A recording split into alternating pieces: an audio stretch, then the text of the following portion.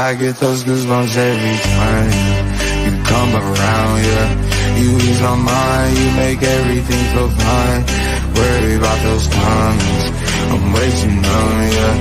It's way too dumb, yeah. I get those goosebumps every time I need the Heimlich, throw that to the side, I get those goosebumps every time, yeah. When you're not around, when you throw that to the side, I get those goosebumps every time, yeah. 713 through the 21, yeah, I'm riding. Why they on me? Why they on me? I'm flying, sipping low key. I'm sipping low key and honest, find a rider. I get those goosebumps every time you come around, yeah. You ease my mind, you make everything feel fine. Worry about those comments, I'm way too numb, yeah. It's way too dumb, yeah. I get those goosebumps every time I need the Heimlich. I get those goosebumps every time, yeah. When you're not around, when you throw that to the side.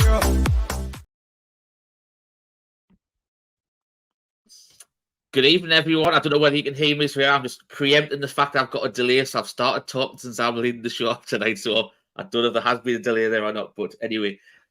Good evening, everyone. Thanks for joining us on this Wednesday night. Tonight, joined by Daz and Pete. Lads, how are you both? All good with me, Richie. All good with me. No mic issues tonight for me, so I'll get straight in from the very start. But yeah, all good. All good. Nothing to complain about. All good. Good. Pete, how are you, mate? Good.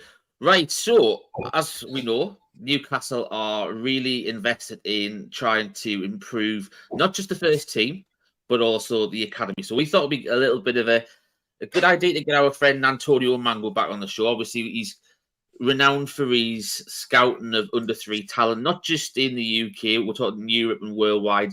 You want to know something, go and ask António. He knows these things. So because of the links we've had over various few weeks, obviously enhancing the first team, as I've just said, we thought it would be fantastic to bring him on.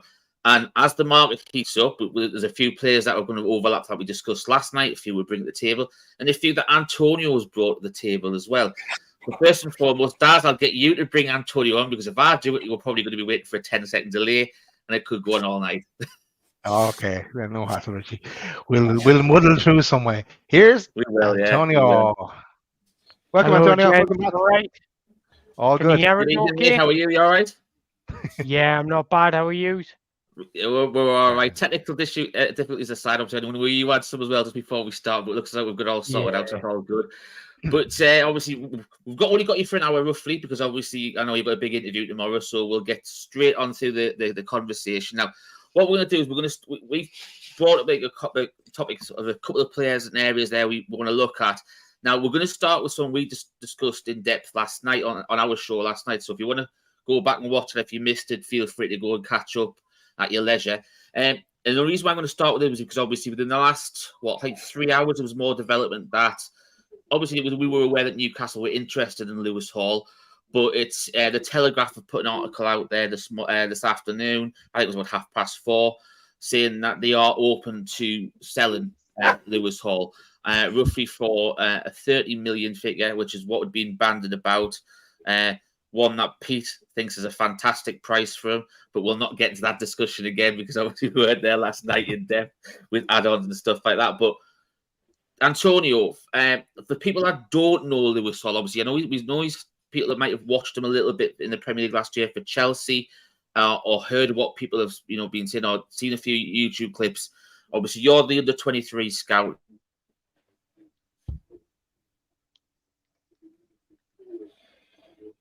I'd say Richie was about to say, tell us more about... Tell us more. Yeah, so do you just want me to take it from here? Take it from there, Antonio. Yes. Yeah. So Lewis Hall is a left-footed. I'm not sure on his age at the minute. I think he might be 20. Lewis Hall's 18. 19.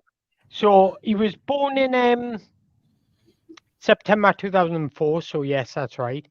He went to Chelsea Academy when he was 8, started playing for their under eights, been there ever since. Now, what's key about Lewis Hall and why I think Eddie Howe would like a player like him is his versatility. He's comfortable. He's predominantly a left back, but he's comfortable playing on the left wing or in midfield, as we've seen with Chelsea. Now, what he brings is he's quick, he's sharp in his passing, he's aggressive, and he's very, very, very hardworking. And I think that's the key to Eddie Howe. It's his anger and his aggression to work hard. Sorry, me dogs are going Raj. So, Lewis Hall is the best compliment I can give him. You're always going to get a 7 and 8 out of 10. It's his versatility. He's extremely well-rounded. He's quick, sharp. He's got a beautiful guile and balance about him. He creates opportunities by surging upfield with the ball. He's very good at ball progressing. He's competitive and aggressive in the tackle. As well as what I like about him is he's extremely brave. Might not be the biggest lad in the world, might not be the most muscular lad in the world, but he's brave in the tackle. And that's highlighted in his numbers. He makes 3.17 tackles per 90, which is in the 95 percentile. So that's a top 5 percentile across Europe. And he makes most of his tackles in the defensive third. That's probably because he's a left back. But his intelligence is key as well. He makes 1.51 interceptions per game, which is in the top 10% of percentile across Europe.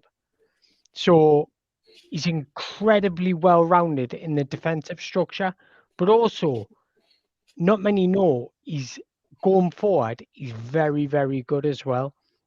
So, for example, in his stats, his shot creation 3.58 per 90, which is in the 98 percentile, which is incredible for a left back. Key passes 2.06, which is in 95 percentile. His passes in the final third 3.44, and progressive carries 2.61. So it shows that yes, he might be a defensive-minded label on his name because he's a left back, but he's incredibly dynamic and wants to get forward at every opportunity. So that's why I think he's a key to Eddie Howe, because he can play midfield, play left back, but he wants to break forward at every opportunity and get involved with the play. And I think with us getting better and better every game and getting used to each other, we tend to attack with more fluidity, and that's where he'll come in key. So I think it's a brilliant signing for 30 million, especially his age. Because if he stays with us for a good 6 or 8 years, there's your money paid back. Yeah, 100%. You know what I mean? He'll always have an extra, he'll have a sell-on value as well, because he's so young. So I think it's a tremendous signing if we get it done. He's someone that we really like. Though Pete, obviously, the developments from last night have come on, as we said. There, Chelsea have now admitted that they're open up to selling them, and going off what Antonio's extra feedback there on, obviously, in the scout report and his attributes.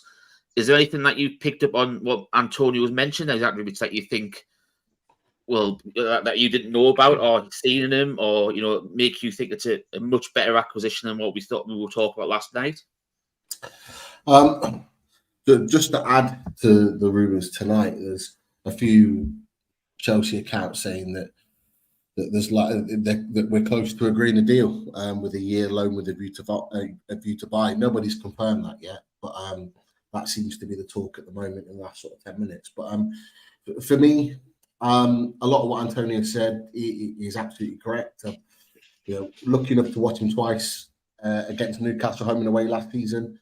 And you see, he has a lot of qualities that remind me of a couple of players. In particular, Luke Shaw. He reminds me of Luke Shaw at his age. at the same age coming through at Southampton. His progressive carries are very, very good. And that's what we're lacking in our left backs. We've got left backs that can tackle, and Dan Burn, good in the air. We've got Target that can deliver a decent pass, but he can carry a ball. He can carry a ball long distances. If you've watched him, you can see his ability and what he can do. But actually, he can cross a ball as well. Good cross with the ball. But a lot of defenders tend to have one or two of these qualities and then not the rest. He can defend. And he can defend in the final third. He makes good tackles, solid tackles in the final third. So he's got his defensive jobs right. And I think his exposure to playing higher up the pitch has actually made him the all-round player. You look at the best left back in Premier League history, in Ashley Cole, was a winger.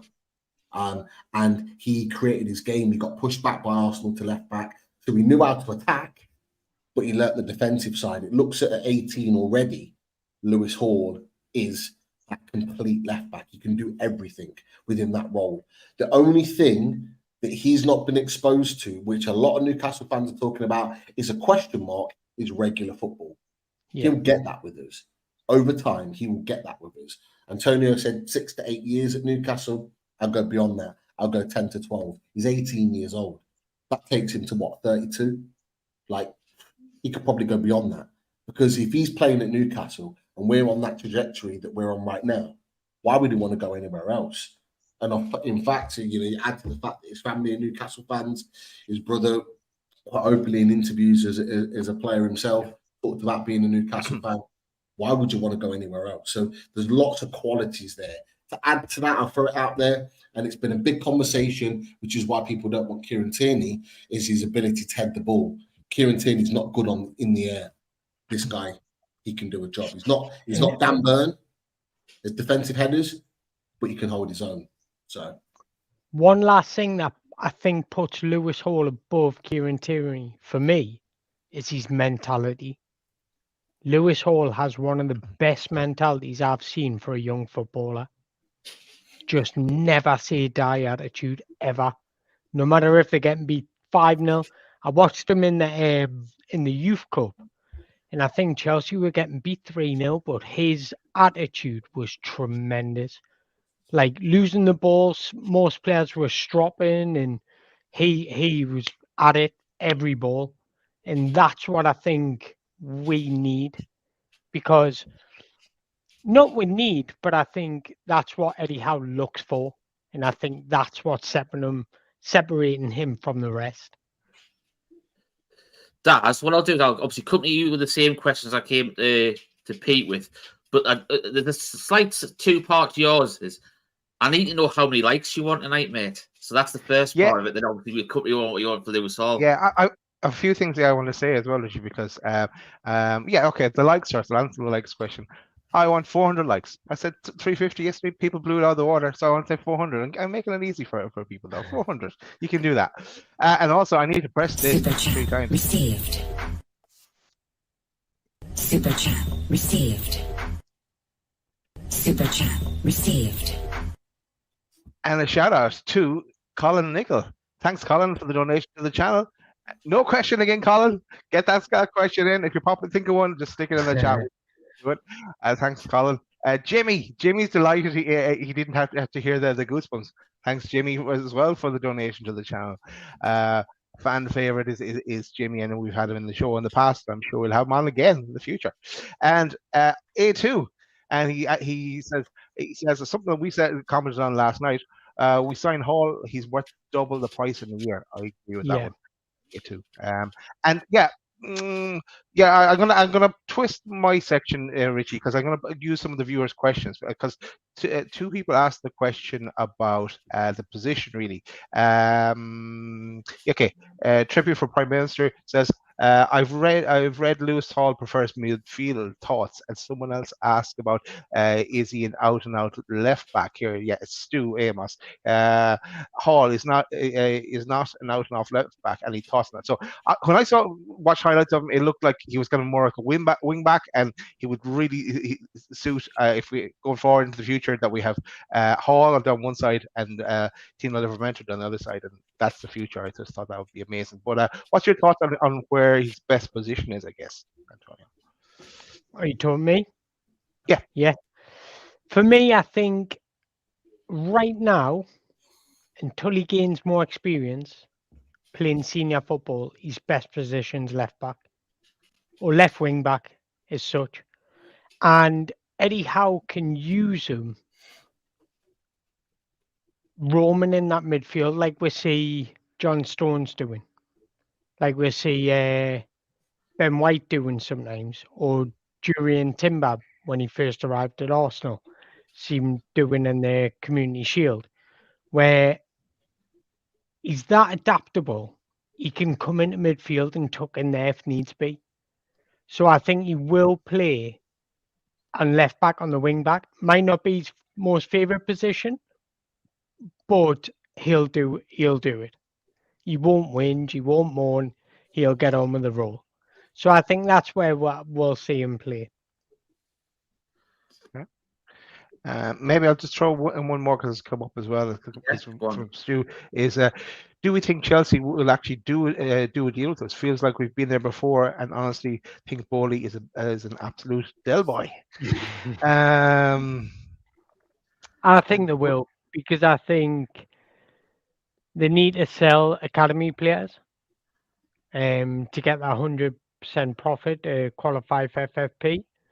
But one thing I'm thinking is if Michael Olise is going to Chelsea, they might have a gentleman's agreement, because Crystal Palace want Lewis Hall. They might say, look, allow us free reign on Michael Olise and we'll loan you Lewis Hall. So you never ever know with clubs, or Bowley especially, how he's thinking. So that could be a possibility. But I'm sure you'd prefer the 30 million than a loan deal.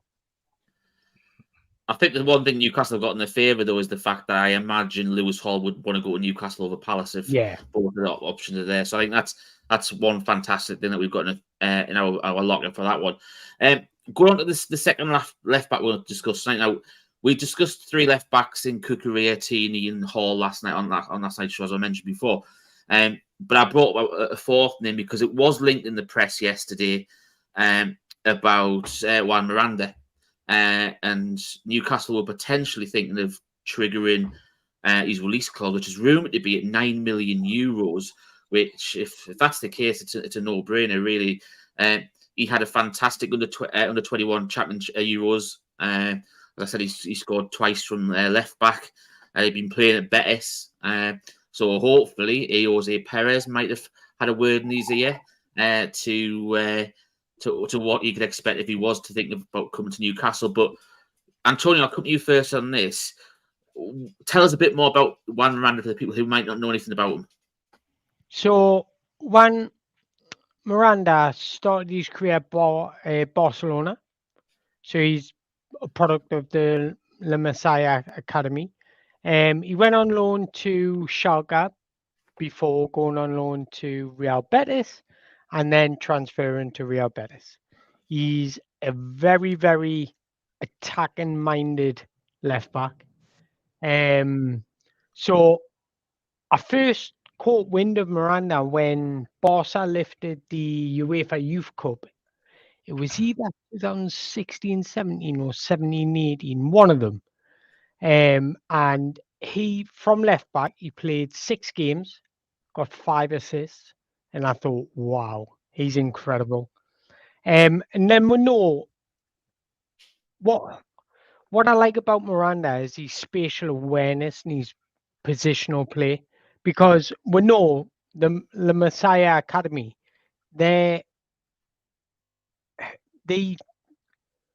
what's the word I'm looking for? Their style is built upon positional excellence as well as technical ability. And that's where Juan Miranda stands out, is his understanding of his positional play is exceptional. He's not only as a left back, his awareness to bring out the best in players around him is exemplary as well. Now, what he loves to do is get forward. He's got the ability, the technical ability to drive up the ball up the flank himself with the ball, or play little short 1-2s with the centre midfielder, with the winger to work the ball in the box. And then he's got an absolute peach of a left foot. The delivery of these crosses is so engaging and inviting that Isak, Callum Wilson, players like that will absolutely thrive upon. So he's a very, very complete left back. He can't really play midfield like Lewis Hall, so he's not as versatile, but he's very, very complete.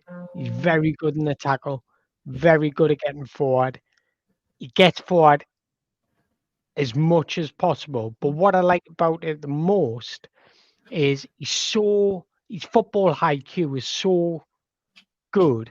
He understands the right times to get forward and when not to get forward. So he understands that, right, I can get forward because him and him are covering me. Or, nah, I better sit back on this one because there's only 2 players there against 2 and we might need a third. So he's very, very versatile in that. He's strong in the tackle. He's 6'1". He's good in the air. He looks quite thin, but he's robust and aggressive, which I like. And like I say, he's got a peach of a left foot, and that inviting crosses is just a forward's dream, an absolute dream. So he's definitely one to watch, because if you look at his statistics, his stats alone, his assists alone are screaming off the page. So he knows how to get forward and knows how to assist for a goal. So yeah, he's a type of left back we're missing. Good roundup on it.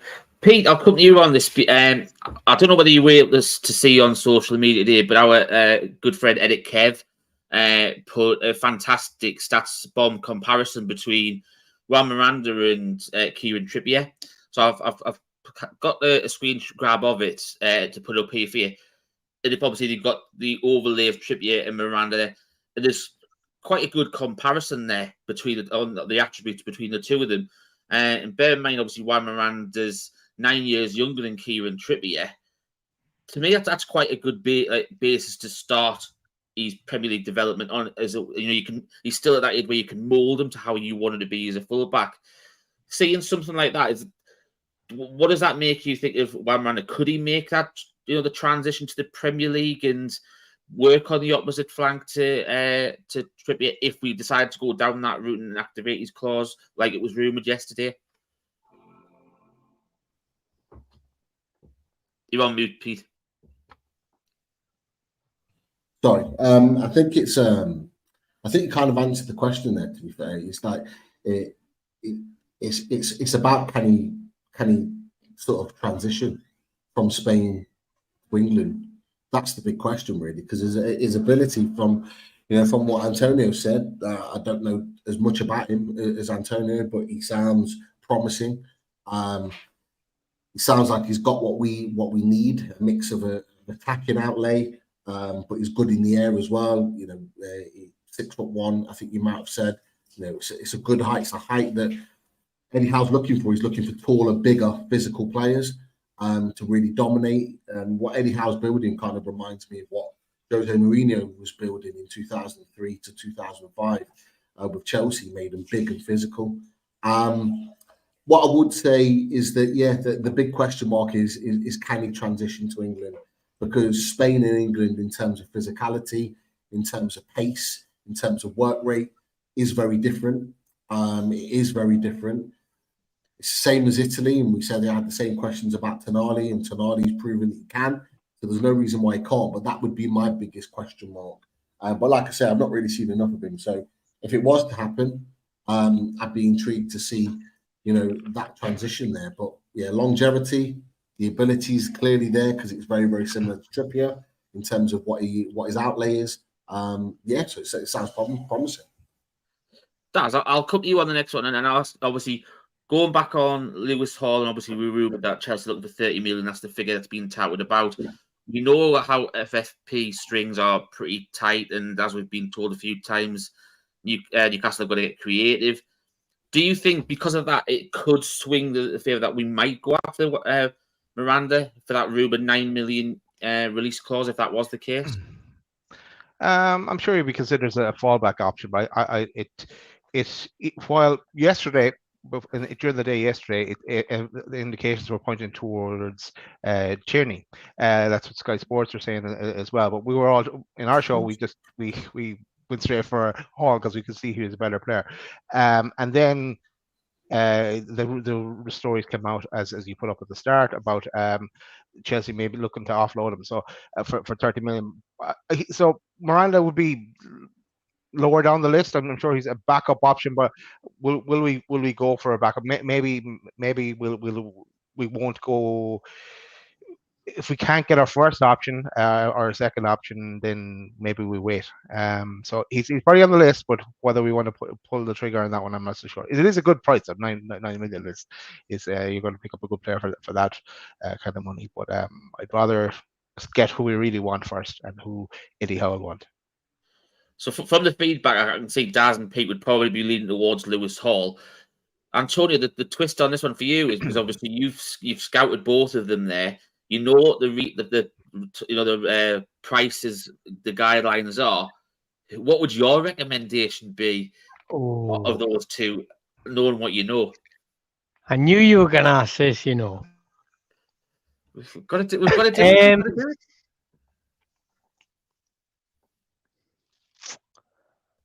I'm going to say Lewis Hall because he's younger. Although he's not played much, he's played in Premier League. He's grew up in this environment in the UK, so he hasn't got that transition where he's moving country, and he's versatile. So if we did need filling in centre midfield, he can do so. If we did need filling in on the left wing, he can do so. So I think that's what puts him just above. But in terms of technically qualities and what they offer in the game, there's not much splitting them at all. And if you remember, I think Juan Miranda was one of the left backs I mentioned on last time I was on, I think. So it just shows how much I rate the lad. But yeah, I would probably go Lewis Hall. So it's a Shaw around the house for Lewis Hall is the left back choice. So what we'll do is we'll move on to the centre back. Now we discussed this guy last night. So what I'll do, I'll not get the feedback off Pete and Daz regards António Silva. But for those who don't know António Silva, obviously being touted one of the best centre backs in Europe at the moment, António, what's your thoughts on your namesake? I think this for me would be my dream signing. I think he is probably the most complete under 20 centre back out there at the moment. He's got everything about him. 6'2", he's 19 years old. He's played in Europe, and not only played in Europe, he's been what I think he got in the group stage team of the season last season for Benfica. He was absolutely extraordinary. He's dominant. He's known for being a very accurate tackler. He's good at winning the ball back. His anticipation, his interception plays are brilliant. His technical intelligence, fantastic. But because he's not the most quickest, he counteracts that with his speed of thought. His speed of thought to read the game is absolutely extraordinary. And coming up through the Benfica youth ranks, you know you're going to get a real talent of somebody that understands the game, somebody that is well versed in the game and played a lot of minutes at good level. But not only is he comfortable in his defensive duties, he's comfortable on the ball. He's got good technical ability. He's very, very good at distributing the ball in the midfield. And he can also maroon forward with the ball if needs be. He covers a lot of ground. He's just got everything. But his style of play, when he reads the game, it's very good. and he's creative from the back, and that's what I like about him. He thinks about what his next move is before the ball arrives. So he's already excelling and one step ahead than the others. So yeah, I think he's terrific. He's more aggressive than he is laboured. So it kind of fits the mold of Fabian Schock. He's quite aggressive when you come to think about it in comparison to Sven Botman. So I think he's a terrific talent, and if we don't sign him, somebody big will. So I think we're best move now, because I think he's quality. Yeah, he was top of our list when obviously with the three centre backs that we covered last night. So it's really good to get your feedback on it, and obviously develop it a little bit further about his attributes and what's good about his game, what's not so good. Just to the viewers who might not know anything about the Portuguese league and obviously get a chance to watch Benfica and António Silva, just a bit more of a thought about what your thoughts are here. Now, there was someone that mentioned it came up in obviously, as I said, we covered quite a few last night. And I know Pete knows quite a bit about this lad as well, and we didn't really discuss him last night, but it was briefly mentioned a couple of weeks ago when there was rumours of a link to Omar Saleh, currently playing at Red Bull Salzburg in Austria. Obviously, this was Ben Jacobs who commented on this. Now, Pete, I know you're quite a fan of him. He's tall, quite strong on the ball. What do you make of the links that we had? Obviously, we briefly discussed when Ben was here about Omar Saleh possibly being that young right centre-back option that we could possibly be looking for. Yeah, he's a good player. He's a good player. You can see why he's on Eddie Howe's list. He kind of fits the mould, because let's face it, we're looking for a right centre back, so we're looking at a similar Shaw mould in terms of like what he can give in the game. Omar Saleh likes to bring the ball forward, likes to progress the ball up the pitch, and he'll connect the dots between between defence and the forward line.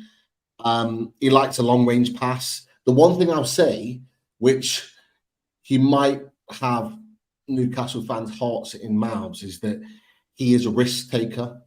So if you watch him play, he does like to take a risk. So you might see him do some pirouettes on the ball. You might see him try some unimaginable skills in tight spaces.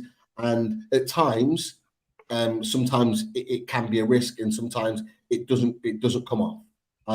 And it can have an impact on the team, and that's where his kind of an experience comes in. Like we've talked about, he's coming from Austria, so in terms of the competitiveness of the league, it's very different to the Premier League. He may not get away with doing that, so that might be a learning curve for him if he comes in. So he's a good player. He's desperate for a move.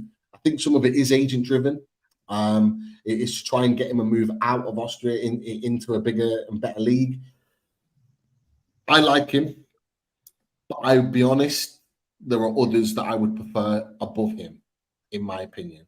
And it'd be interesting, actually, just to kind of like keep on that, because obviously we talked about a few players already, and we've talked about how amazing they are. But it's always like, I don't know, is there anything from your perspective, Antonio, that you've seen a player that you think that does need a little bit of work, something there that needs that development? Because we love bigging up players, especially players that link with Newcastle, of course we do, but none of them are perfect. So it'd be good to kind of see if there's any areas of their game that do need a little bit of work. I think I'm going to start with António Silva, because, like you say, nobody's perfect and there is room for improvement on everybody. So in terms of António Silva, I'd probably say sometimes he gets too tight. And although he's got long limbs and he can stretch around, sometimes he does get rolled quite often. So I would like to see him just take that little bit of room and just acknowledge, maybe like an arm length away, so he allows his man to turn before making the tackle. Do you know what I mean? Because I think he would win the ball more cleanly and he's able to move away with the ball. And for Solly, I think you described him perfectly, to be honest. But the only thing I think about him is sometimes he lunges into tackles. You'll see him making a big sliding tackle like he's playing a World Cup final when you don't need to. You can just stand your ground, and sometimes he gives away those needless free kicks. When if you just had a little bit more awareness and technical nous, he's able just to hold off defender, let the defender have the ball because he's not going anywhere, and just stand him off. And I think sometimes he can just be a little too assertive, if that makes sense. But before we move on from centre backs, there's a centre back at RB Salzburg, which is normally Solet's partner called Baido, Samson Baido. He's 6'1", he's 19 years old, and I think he's got a bigger ceiling than Sully. I think he's just more well-rounded, so that's maybe a one for the listeners to look out for, because he looks a talent. Stuff. Nice to have another name out to watch out for. This is what we like about having you on the show, António, is these hidden gems. Just a quick, you want to say something, did you? Yeah, just a quick question on António Silva. So yeah, I noticed the same thing, that he is very tight when he and my worry when watching clips of him was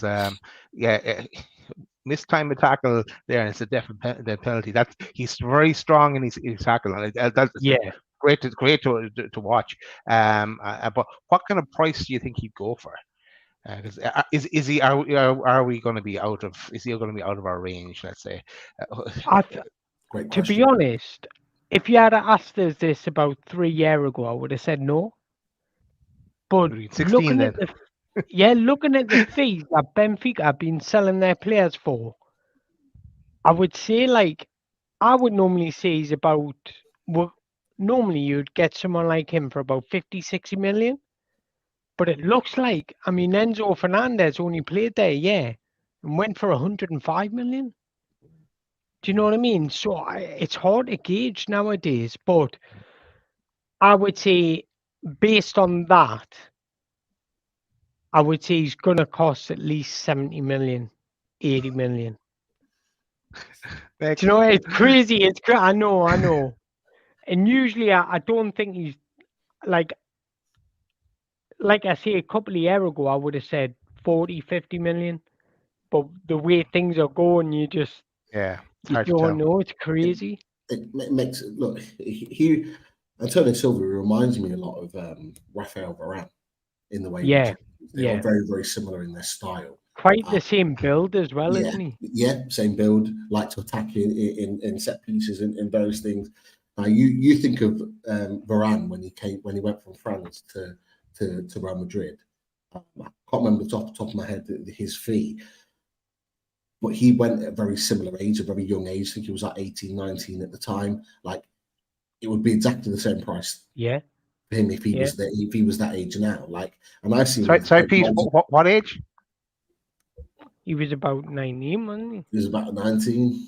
That is. I know what he's trying to say. It's a great age. It is. I just like a lot of people will balk at that price. I think it's fair. I do. Yeah. I think because you don't get a complete centre back as you do him at 19 years old in world football. And you just don't. And you know, the longer it goes on, that they will demand 100 million. If he doesn't go this summer and he has another great season again, they could demand 100 million. It sort of mirrors what when Darwin Núñez, when Newcastle first hit him that January, and we said if we didn't get him that January, Pete, we wouldn't get him, and we didn't, and he went for about 25 million more than what we thought he was going to Liverpool. It's probably a similar sort of scenario. What happened, Richie? What happened with that is that we didn't act on the back of it. Arsenal went looking, Liverpool went looking, Man United went looking, and that's what drove the price up by however many millions more. Yeah, like we kind of walked away at 60 million. I think now at 60 million would probably have snapped him up, but that's the thing, and this is why I say is that if we don't get him now, a year's time, everybody, Man United, for example, they want rid of Harry Maguire. If he doesn't go this summer, he'll go next summer. He's a perfect replacement. And he's almost the perfect replacement for Varane, who's hitting 30 now. That for me, you look at Man United, I would hate him to go there, but you look at that, that's a perfect scenario for them next summer. And they've got the money to be able to, new owners maybe, slap down and go for it. So if we get in now, we're paying a lot of money, but the investment will be worth more than anything, because you have then absolutely completed your back four. In two summer windows, you've completed your back four if you don't get him. And I'm assuming we're going to get Lewis Hall, so that's why I've said that. That's fair enough. It's interesting, obviously, going to play. That's one of the reasons why I wanted to bring in Saleh, because obviously we know that the Austrian market, it's one that Newcastle are looking at. Obviously, we looked at Sesko last year before he went to Leipzig, and we know that the Bundesliga tend to, source and loan players to the Austrian Bundesliga. So it's a good market, that obviously just to see what talents you can get from there. And obviously that's why we brought Sully into it. Also, plus the fact he's probably about 4 times cheaper than what Antonio Silva will be. So it's one of those, again, it's where everybody would love to have Antonio Silva. And I think all 4 of us would hands down say he's the one we want.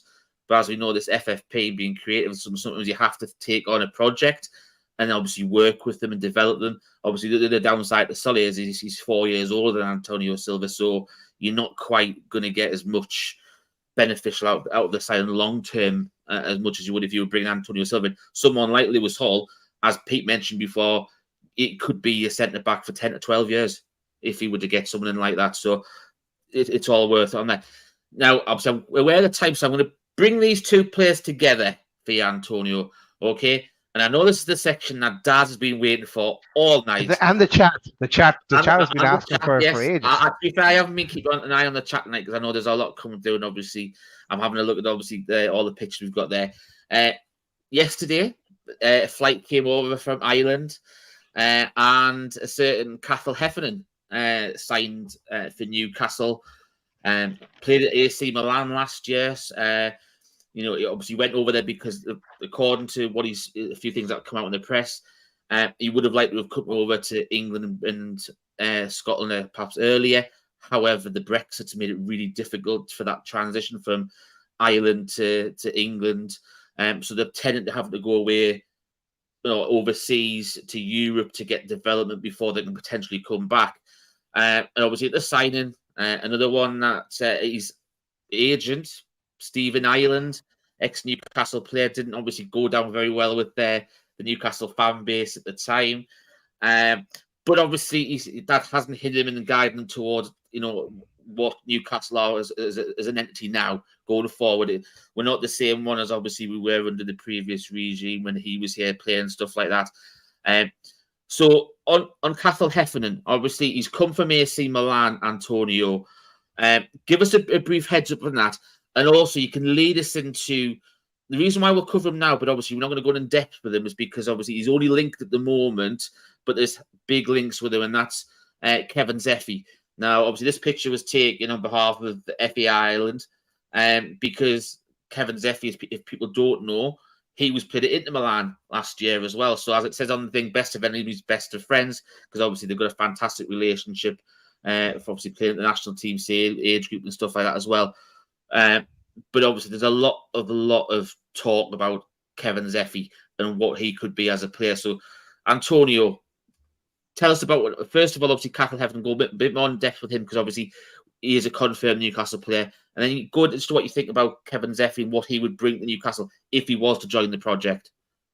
Yeah, so Cathal Heffernan is obviously from Ireland, as you know, played for Cork City, and he was touted the biggest prospect defensive-wise in Ireland, and that's seen him get trials pretty much every club in England. You name a Premier League club and he's probably been there. But he went on trial to Juve, Inter, Milan, Atlanta, loads of clubs in Italy. And there was one he never ever had a successful trial, And there was one common denominator in each of the trials on why they didn't sign him. And that was because he wasn't very confident on the ball, and his agility, he was slow on the turn, and that's what they were using against him. Now, as you know, his parents are Olympians. So what they did was, after they realised this was the common denominator, they changed his, well, he decided, should I say, to change his training strategy to work on more explosive movements and agility. And that got him another trial with Milan.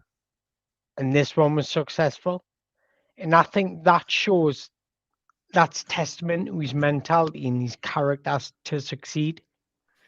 Now, not only that, aside from his agility and his explosive movements, he's worked very, very hard on his technical abilities and being confident on the ball, which he's just getting better and better at as well. But what he is very, very good at, and what made him one of the best defenders in Ireland, was his tackling, his interceptions, his aggressive nature, his height, his aggression, he's strong, his reading of the game. Everything defensively wise was on point. And now he's improved those little aspects that he needed to, is exactly why he's getting links to Newcastle United. Because playing for the Milan academy, he's been one of their best players. One of their best players throughout the academy. And I'm surprised they're letting him go, but I think it's probably him pushing the move more than anything, because I really don't think they want to let him go. Because he's a brilliant talent, and it's his mentality. Like I say with Lewis Hall, he's got that mentality and that grittiness to work hard and just fight for every ball and improve things that he's not good on, which is what every footballer should be doing. Work on the strengths, not the weaknesses. And that's exactly what he's doing. And that's why he's becoming a professional footballer. Kevin Zeffy, because obviously we know he's not been confirmed, but obviously there's been really, really big links with him joining them as well. Tell us a bit about Kevin Zeffy, because there's a lot of, furore about this lad and what he could potentially become. So tell people a bit more about Kevin Zeffy. Yeah, so Kevin Zeffy is a gem, an absolute gem. From day one of him getting into like youth football and starting to get his name about, everybody was talking about this boy because he just had everything you want from an offensive player. So he's very versatile. He can play anywhere along the front line, left winger, right winger, second striker, even as a striker at times, although that's few and far between. But he predominantly plays on the left wing. Now, he's excels in tight areas. He's very, very good on the ball, technically gifted. Shifts his body weight well, and he's just got exceptional close control with brilliant quick feet, and his agility to like elude defenders and create space is exceptional. One of the main strengths to his game is the ability to just to avoid defenders at once. So let's say the ball's coming to him, he's got that ability to take the touch out of his feet into space and just completely embarrass 3 or 4 defenders that are around him. He likes to attack space. He's very unpredictable, so as well as cutting inside, he can go on the outside as well. He's exceptional on the dribble, and I think that's where he excels. He thrives when he's dribbling in the attacking third, which allows him to be as creative as ever. He can come in on the inside, he can strike a ball well, or he can thread a pass through, break into the lines, and just being creative and just being an absolute nuisance to the defensive line. So, I mean, for Inter, in the 23 games that he's played, Sorry, 53 games that he's played. He scored 23 goals and provided 11 assists. When you think about it, when he's adapting to a new country, a new environment, that's brilliant. Yeah. Do you know what I mean? A lot of people can fold under the pressure of just going to Inter Milan. Do you know what I mean? The massive club. But he's taken in his stride. And he just, from his stats alone, you can see he creates a high volume of chances. So I think he would thrive. He's a player that our fans would just love, just absolutely adhere to, because he's just like a little wizard on the ball. That's the best way I can compliment him. Who do you think you could, if you were to compare him to anyone? Who would you? Is there anyone that's similar in that mode that people obviously may know, so they can get an idea of what he is like? Right. This might sound I'm being ridiculous, and I am, right? And I'm not talking about the way he runs or anything, but I'm just talking about his technical ability. He's like a little Eden Hazard, just running in and out of players, just like, do you know what I mean? Got that low, beautiful central gravity. Like Hazard's got his big bum. He doesn't have all that, so he doesn't look like him when he does it. But in terms of like just raw technical ability, he's like that type. Nice to know. But Daz, obviously, I'm going to come to you now because obviously we know that you're chuffed for the links that obviously the Newcastle scouting department is investing a lot of time in Irish football. Obviously, there's Alex Murphy who came over last year, Cathal Heffernan now, obviously, fingers crossed, Kevin Zeffy comes in as well. I think you will tell us off before there's the young keeper as well, who's either on his way or potentially his way as well. So what does that make you feel, obviously, that we're using the Irish market again to, stock up the academy and bring that talent to the Northeast? No, I think it's great, and I think I touched on it before that with Brexit, players can't come over until they're 18, and that's why they're going further into Europe to try and to forge a career there. Cathal Heffernan, who's you're right, António. His parents are Olympians, Rob Heffernan and Marion as well, But no, it is great that to get some Irish lads coming in. Yeah, Rhys Byrne is the goalkeeper. Yeah, he's with Newcastle already. He's been with them the last number of months, and so that's three. Because I know that the Irish Mags are in the group I'm in. They're all very excited, especially the Cork lads with Cathal Heffernan coming in, and then you have there's one of the lads who's actually played against Kevin Zeffy as well, so he comes highly recommended. So he knows what he's like. But and then the last thing to touch about with an Irish connection is Stephen Ireland. And it's just hope that your granny is well, Stephen Ireland. That's all I say on that one. But yeah, Stephen Ireland. He knows how to tell a tale. I'll tell you that much. Who introduced me to these boys? Who introduced me to these boys was remember Stephen Hunt? Yeah. Yes. Yeah, he was the one that years and years ago, because I speak to him quite often. He was the one years and years ago that told me about these two lads. He obviously named a few others, but these were mentioned as well. And I thought, I'm going to keep on top of them. So there's another Irish connection for you. Yeah. And the other thing is that it's if you the links with Dan Ashford and Brighton are no strangers to bringing through some Irish players as well. Then look at Evan Ferguson as well, who's he looks a real deal, doesn't he? He does. He looks amazing. He's tidy. He's going to go for big money probably in next summer. But Brighton will want to hold on to him. Brighton will do what Brighton always have to do. They'll 150 million. Yeah. Pete, I'll come to you. I don't know whether you were aware of much about Cathal Heffernan and Kevin Zeffy, but just hearing what Antonio's had to say about them, what does that make you feel about, obviously, the fact that we're investing in the UK and Irish talent as well, strengthening the academy? That something we touched on last night, that we're already seeing a turn in the academy development, to the fact that we had a fantastic result against Southampton on Sunday, who were renowned for having a fantastic academy themselves. Coming from 2-0 down to win 5-3. what does this make you think about them as two players, and also what's actually going on with the academy at Newcastle now? I had no idea about these players.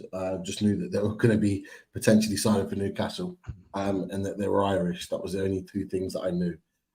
However, it's great.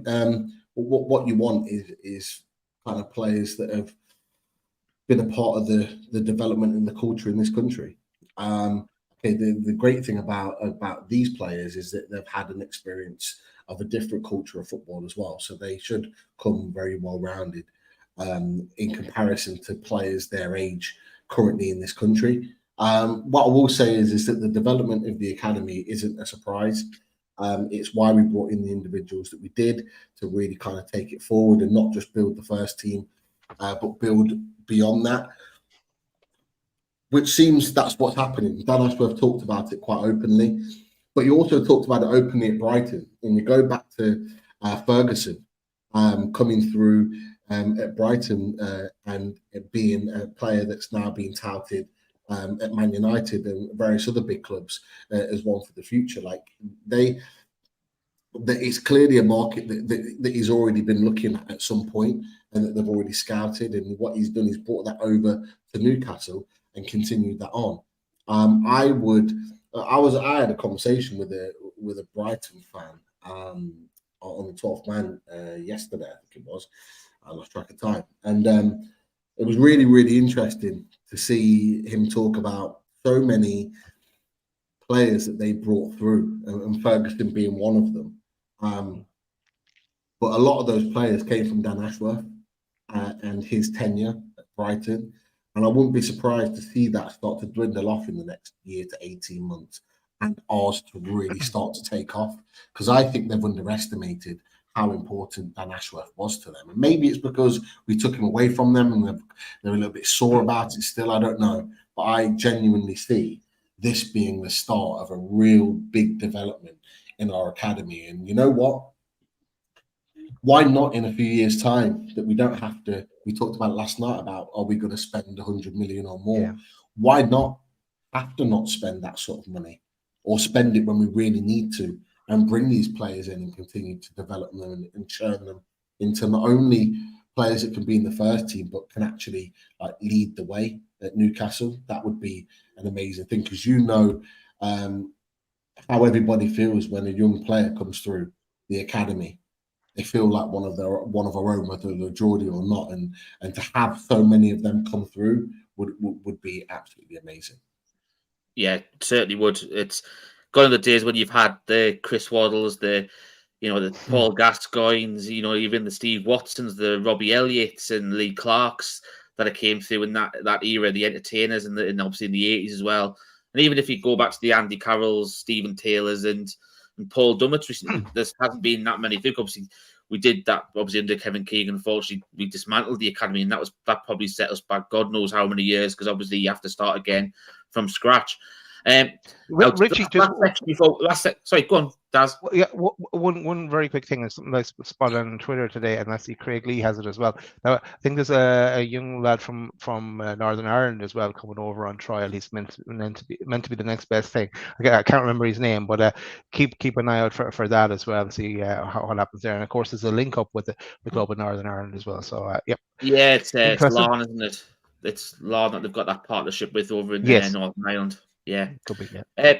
Last section before we let you go, Antonio. We'll take a few viewers' questions after this little section. Now, obviously, we've discussed a lot of transfers in this window in various different positions we felt needed strengthening, and probably one that the other two areas that have been mentioned was centre midfield and right wing. Now, obviously, centre midfield, I sort of ruled that one out, because if you look at our midfield now, we've probably got about 7 centre midfielders for 3 places. So we are quite stacked there. That's obviously including Elliot Anderson, Lewis Miley, who are obviously youngsters at the club. So we went for the right wing option. And then you were a bit surprised I threw that one at you when we were in discussions earlier on today, Anthony, because you were thinking, really? Do we need that? And it's more because we know that we've signed Yankuba Minteh and Garan Kowal, who are both right wingers.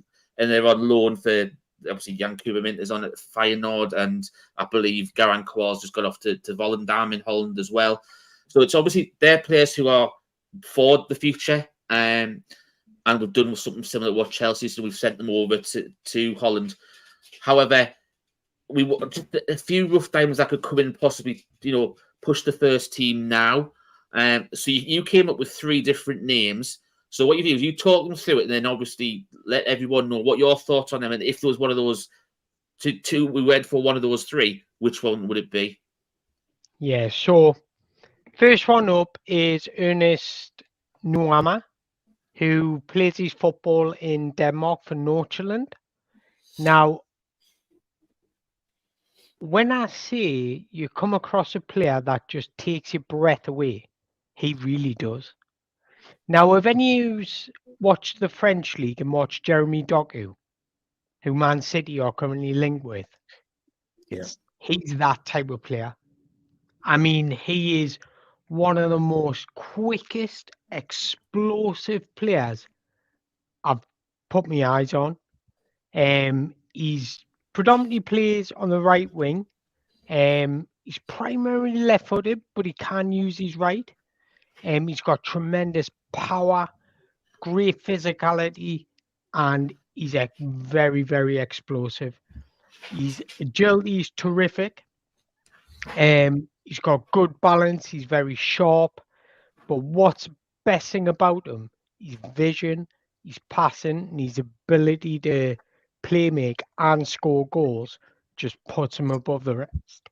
He's an outstanding talent, and he's been one of the best players in Europe going under the radar. In Nordsjælland, he scored 20 goals in 47 games, as well as providing 5 assists. But it was last season where he really stood out. Was it? Yeah.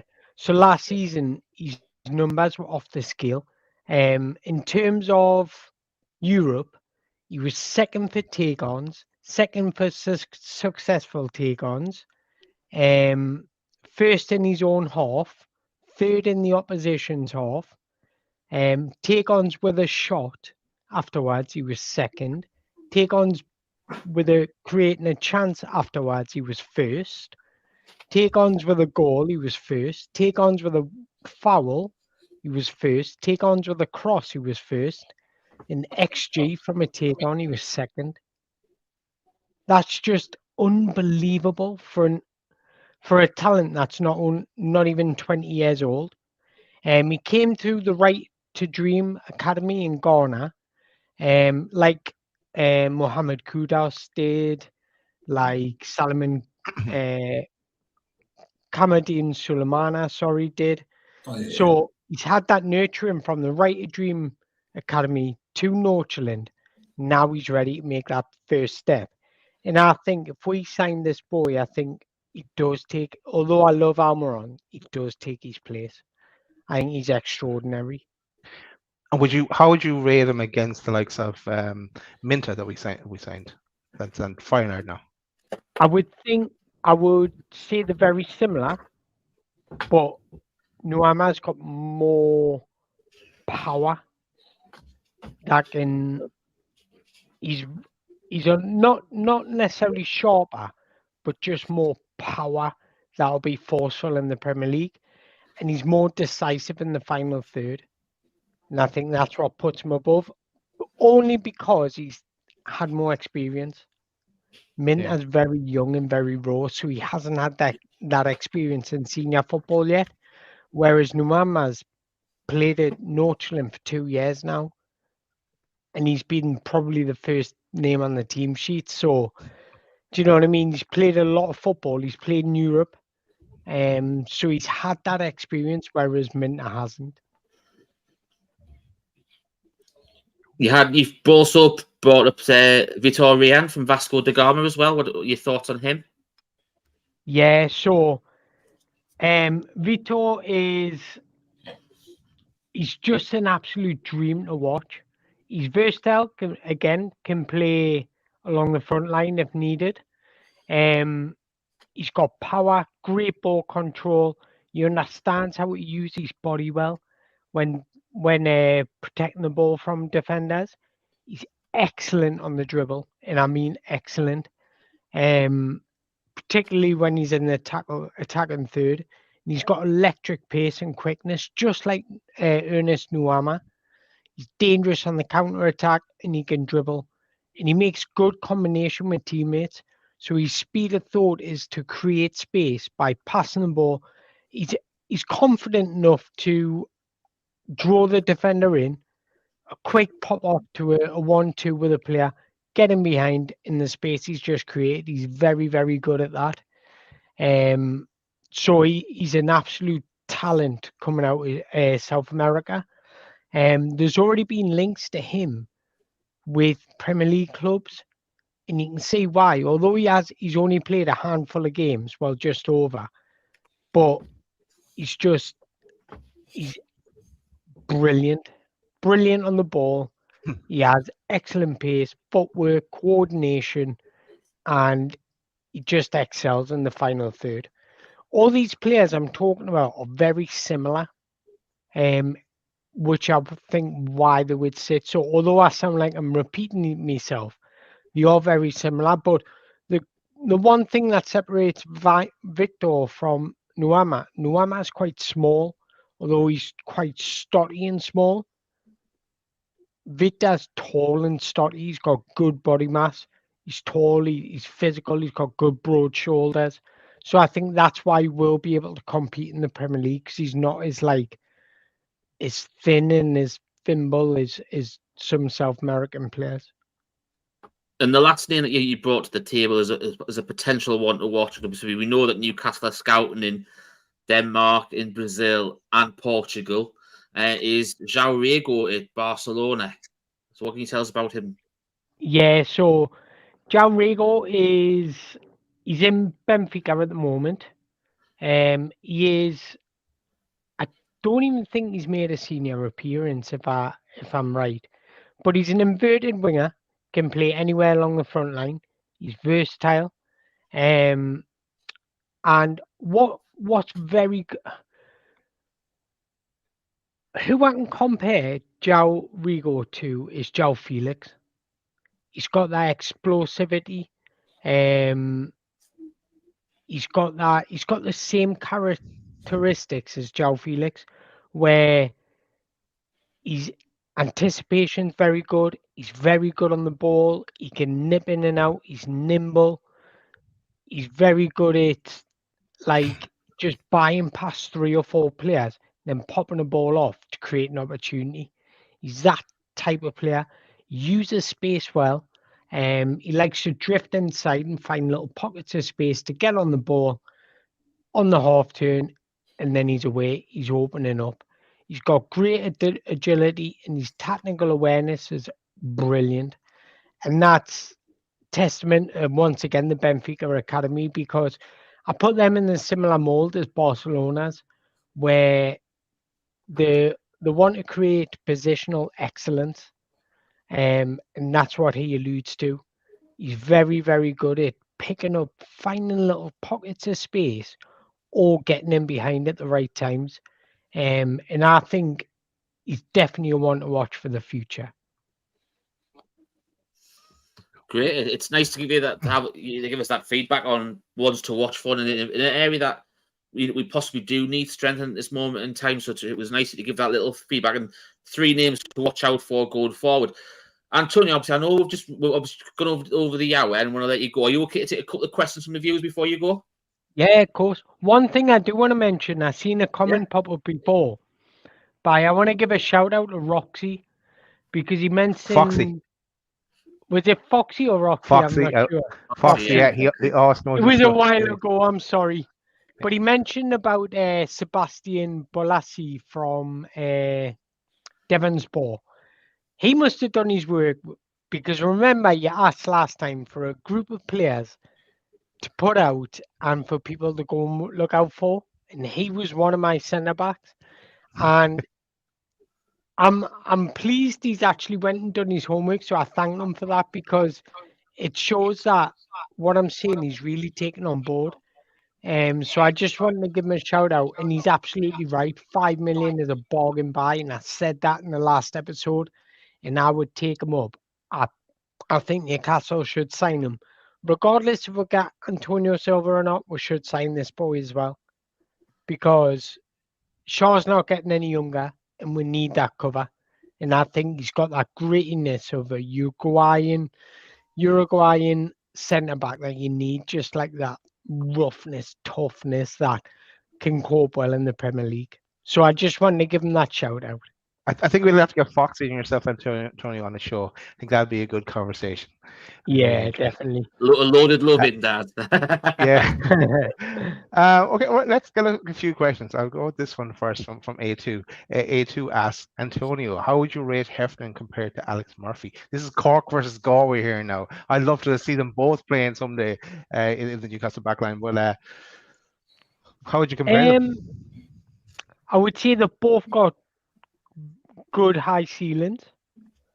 In terms of Heffernan, how I would rate him, I would definitely rate him up there with him because, like I alluded to when I was describing him, not only is he very good in the tackle, it's his mental attitude that separates him from the rest. And that's why I put him up there with the very, very best of youth talent at the moment. Because they don't all have that mental attitude like he does. And that's what you need to succeed. So I put it down to when I'm looking at youth football, I tend to put it down to mental attitude before technical ability. Because you can have all the technical ability in the world, without that right attitude, you won't succeed. So that's why I put him up there with him, definitely. Cool. Cheers, Antonio. Dean asked this one. All right, Mango. We will probably start looking at young goalkeepers for next season and beyond. Who have you got your eyes on? There's a goalkeeper that's been playing very, very well in France. And his name's Jan. Oh, what's his name again? Jan Veron. If I pronounce it right, I'll probably butcher his name, but Zivron. He's been playing very, very well in France over the past couple of seasons and going under the radar as well. So definitely, I would have said the guy Brighton's just signed, if Brighton hadn't just signed him. But yeah, he's gone already. Who else could I say? You going to Chelsea for 150 million in 2 years' time? More than likely. More than likely.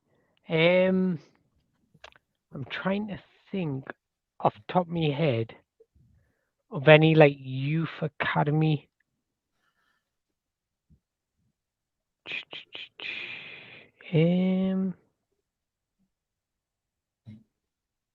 I'll have to come back to you on this one.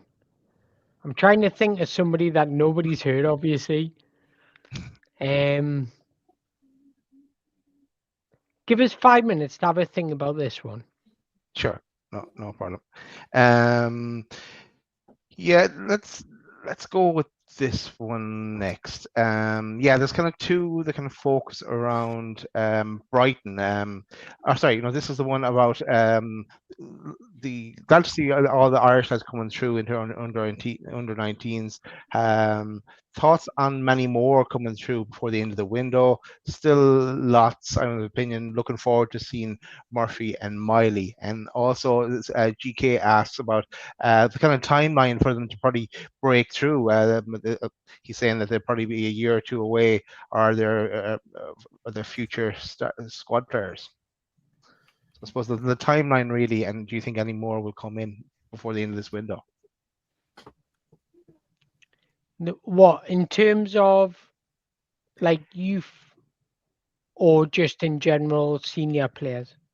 Yeah, I just suppose how long do you think before they could potentially break through? I suppose that's a very vague question, depending on so many variables there. But yeah, I suppose they're also will potentially look to be sent on loan, or maybe kept around the first team if they like Alex Murphy has shown in pre-season, and Elliot Anderson the year before we kept him on instead of sending him out on loan again. So I suppose it's down to Eddie and see what he does there. So Difficult to answer, I imagine. That one. It is difficult to ask because I could say one thing and Eddie's thinking another. Yeah. Because although they might be good enough, Eddie might be thinking, yeah, we'll loan him out. Do you know what I mean? So, in terms of players to watch in the youth team, I really do like Jay Turner Coke. He's a attack midfielder, English. He looks a real talent. And then there's also Lucas Dibole, he was born in Scotland, but he's got, I think it's Belgium heritage. He looks a real talent coming through the academy.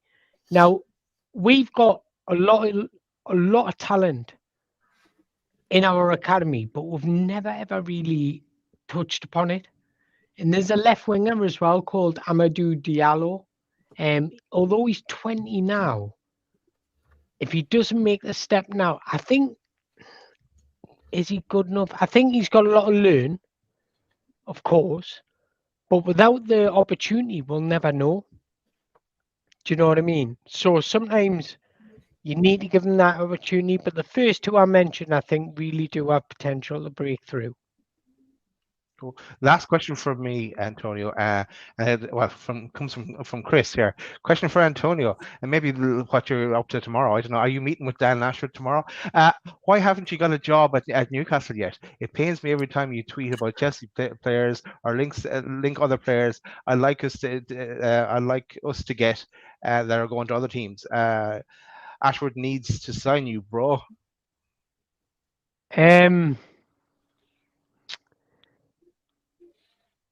I'm working on it. Put it that way. Remember us when you're working for the club. I'm trying. Put it that way. I'm working on it. That's a nice one. That's could be a bit of breaking news any day now. Nice one. Pete, I think you might have a few questions. Just a couple of questions on players, really. I think it was a player that we talked about a while ago. Samuel Ricky at Torino. What do you make of him as a player? I've watched him a few times, and he is a talented boy. Yeah. Well, considering his age and he's already Torino's best player, most important player, just shows what he is. He is probably the most underrated midfielder in Italian football right now. He's a deep line playmaker. He's exceptional on the ball, and his passing is just tremendous. He very, very loses the ball or makes a wrong choice, or he's just that creative cog in the middle that every team needs. And I would love him at Newcastle United.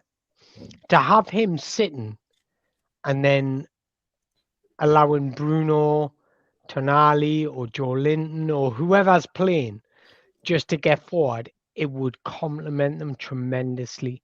I think he's a brilliant player. I've actually wrote a thread on him, so I might drop it out with this week sometime after me interview / meeting tomorrow. I might drop it out because he's a tremendous player. And the last one, Karim Konate. I've watched a little bit of him at Salzburg, and he's already got 3 goals this season. He looks like proper striker. There are some strikers that have come out there in the past, but he looks like another one. I don't know how much you know about him. I've been following this boy since he was playing in Ivory Coast, and this boy is the real deal. He's got everything you want. He's quick, sharp, his speed of thought's brilliant. He's very, very clinical. He can head the ball, he can score with both feet, he can link up play, he can get him behind, he's explosive, his deceleration, acceleration levels are on point. He's got everything. He can beat players on the dribble. He's literally complete, and he's only 19 years old. In his stats, I mean, I haven't got them in front of me, I've tweeted them out numerous of times, and I've also got a thread about them on Twitter, so go and check it out.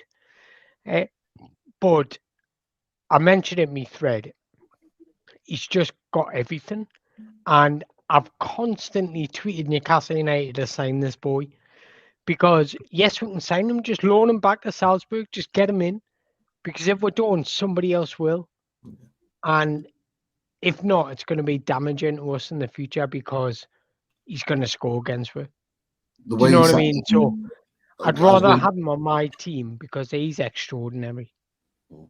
I don't know if you saw his goal the other day. The way he sat down the goalkeeper, Yeah. was just quality.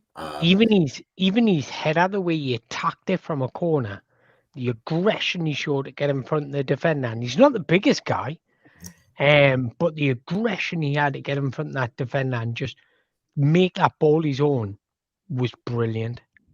So yeah, I absolutely love this guy. And I've been tweeting about him for so long.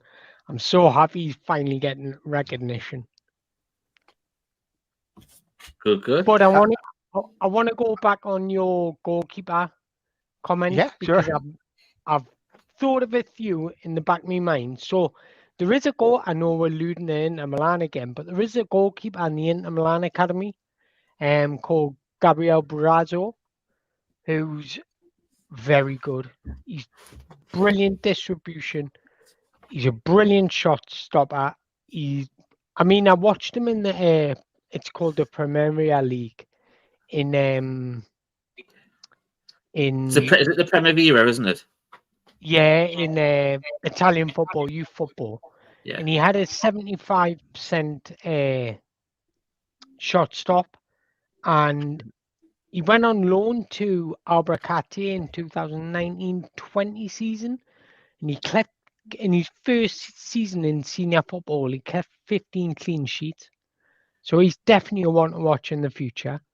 There's also another boy called Dogan Almada, who's a Turkish individual that plays for Stade Reims in France. He's just breaking into the first team. He's just been starting to get on the bench and stuff. So he's definitely one watch in the future. He was actually a player in the Turkish league before he moved to Stade Reims, and he was making 3.2 saves per game, which is extraordinary.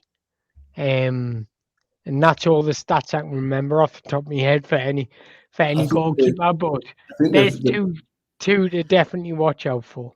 I think the other one, I just had a look. You couldn't remember the name of the other lad. I think it's Jan Leinard. Yeah.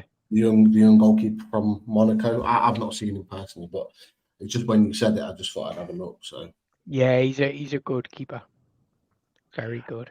António, I've got a good question here for you as well. It comes from Stu Amos again, but he asks, academy-wise, who's leading the way in Europe right now? It used to be Ajax. Yeah, when you thought of youth academy, it was also Ajax and the breeding ground for talent. But who's leading the way now?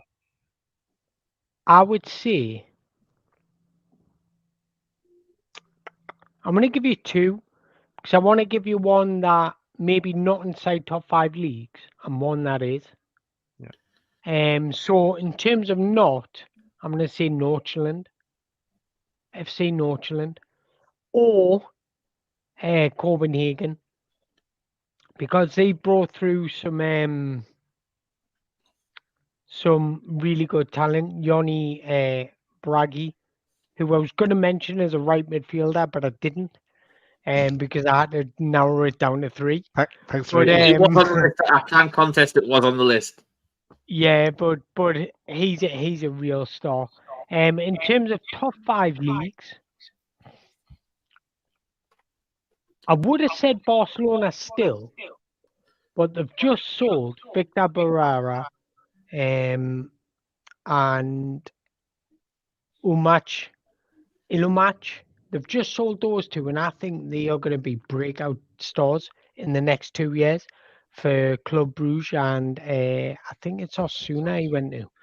So I would have said them if they didn't sell the players, but considering they sell them before the senior football, I've got to give it to Benfica. Benfica's youth academy at the moment is absolutely booming. Booming with talent. We've just seen the likes of João Neves come through this season. He's a real star, centre midfielder, complete midfielder.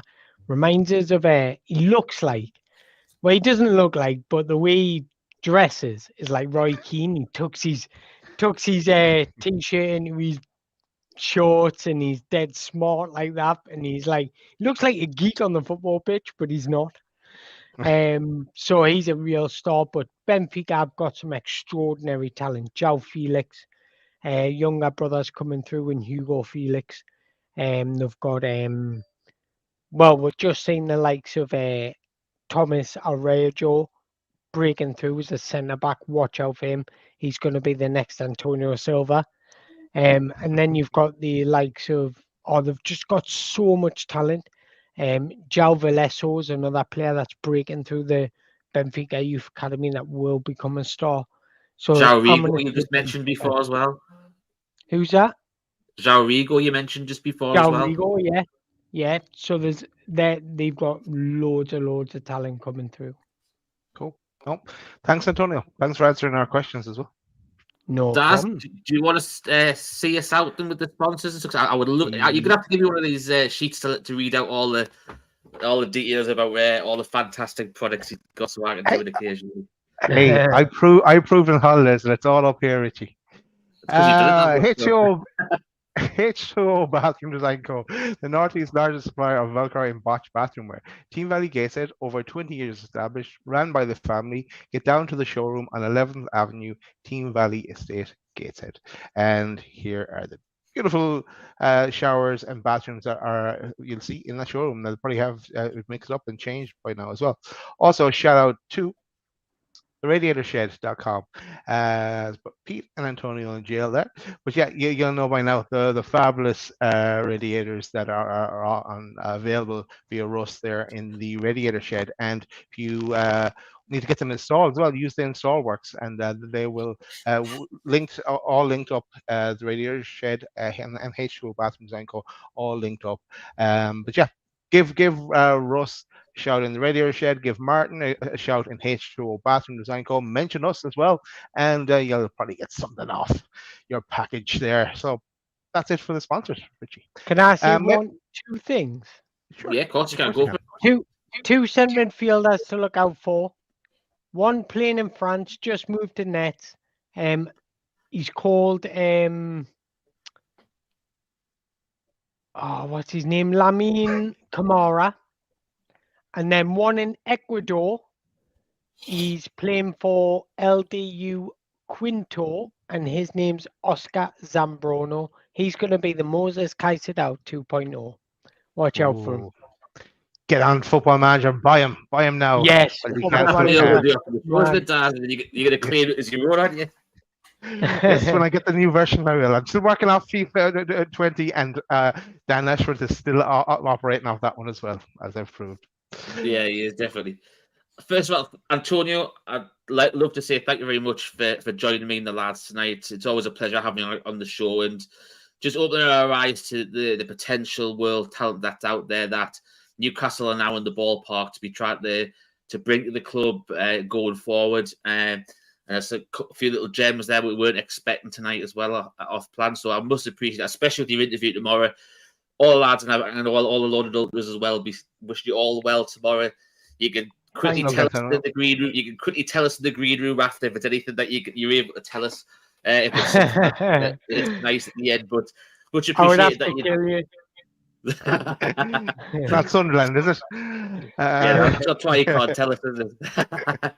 But look, first of all, thank you very much, lads. That's it today. So, Daz, just Pete, maybe tell us about what's happening tomorrow. Away Days is back, so we preview what is a monstrous game on Saturday evening against Man City. They're currently losing 1-0 now against Seville and not playing very well. So hopefully that bodes well for us. But LB, Man City fan, if anyone's watched 12th Man, you'll know who he is coming to join us to preview the game. So really looking forward to chatting to him. He'll come with confidence, but so will we. So should make for a really good chat. Thank you again. Yeah. It's been a privilege. I really enjoyed it. Thank you.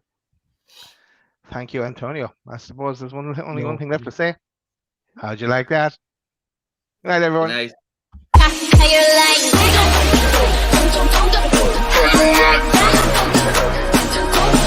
like?